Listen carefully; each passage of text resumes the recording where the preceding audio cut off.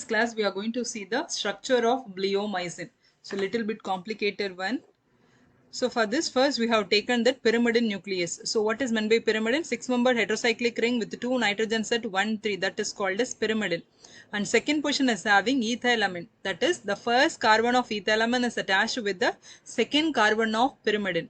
And then second carbon of ethylamine is attached with an amide. The nitrogen of ethylamine is attached with one amino acid that is called as alanine, and the acid part of alanine is attached with amino group by means of beta configuration. That's why beta amino alanine. So once again I'll repeat that. Pyrimidine, second position it is having ethylamine, second carbon of ethylamine is attached with amide, nitrogen of ethylamine is attached with alanine, and the acid part of alanine is attached with amino group.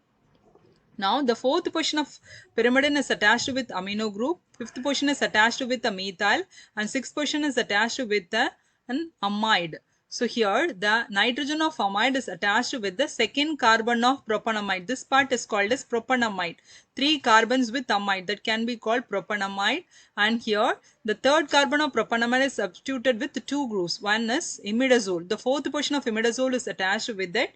Another one is L-glucose. This L-glucose is attached with the D-mannose by means of glycosidic linkage or ether linkage. Now this propanamide, nitrogen of propanamide is attached with the acid having 5 carbons, that is called as pentanoic acid, otherwise called as valeric acid, and that one is having methyl in second position and hydroxy group in third position. This acid part of valeric acid is attached with the valine by means of amide linkage. That is, the amino group of valine is attached with the acid of valeric acid and forms an amide linkage here. Now, the acid of valine is attached with ethylamine and forms an amide linkage. This carbon of ethylamine is attached with 2 thiozoles by thiazole, and that one is connected with carbonyl, amino, propyl, dimethyl sulfonium. So that is the structure of bleomycin. Once again I'll repeat that. It is having pyrimidine, second position is having ethylamine, and that one is attached with amide. Nitrogen of ethylamine is attached with alanine, and that is having amino group. Okay, and fourth is having amino group, fifth is having methyl, sixth one is connected with amide.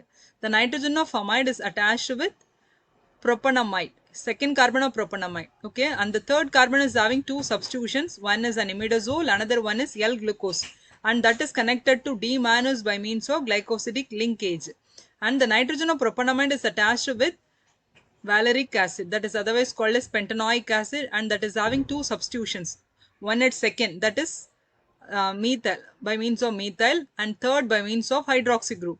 The acid is attached with valine, and the acid part of valine is attached with ethylamine, and that is attached with 2 thiazoles, and that would be attached with carbonyl, amino, propyl, dimethyl sulfonium.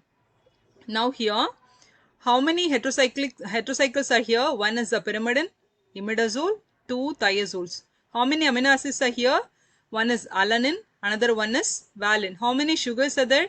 L-glucose and D-mannose.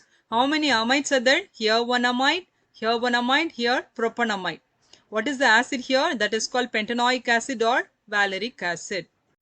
See the mechanism of action of bleomycin. Bleomycin combines with Fe2 to form a chelate, and that chelate is responsible for forming reactive oxygen species. Examples are hydroxy radical and superoxide radical anion.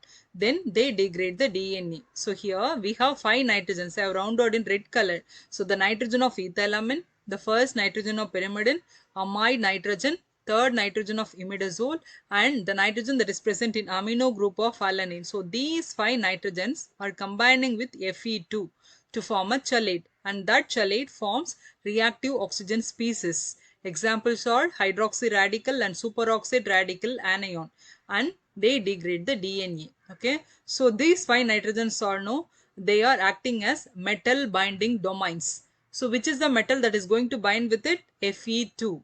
So what you are getting from that? We are getting a chelate that forms reactive oxygen species, and they degrade the DNA. Okay, so here we have 2 sugars. One is L-glucose, another one is D-mannose. They are responsible for uptake of a drug into the cell, and it is also responsible for its solubility and cell permeability. And here we have NH2, this nitrogen, no? This is responsible for guanine recognition. And here we have two thiazoles, no? Two thiazoles. They are acting as DNA binding domains. These 5 nitrogens are acting as metal binding domains, whereas these two thiazoles are acting as DNA binding domains. And here we have R, no? So this part, that is amino propyl dimethyl sulfonium group. This is responsible for electrostatic interaction with DNA. That's all about bleomycin.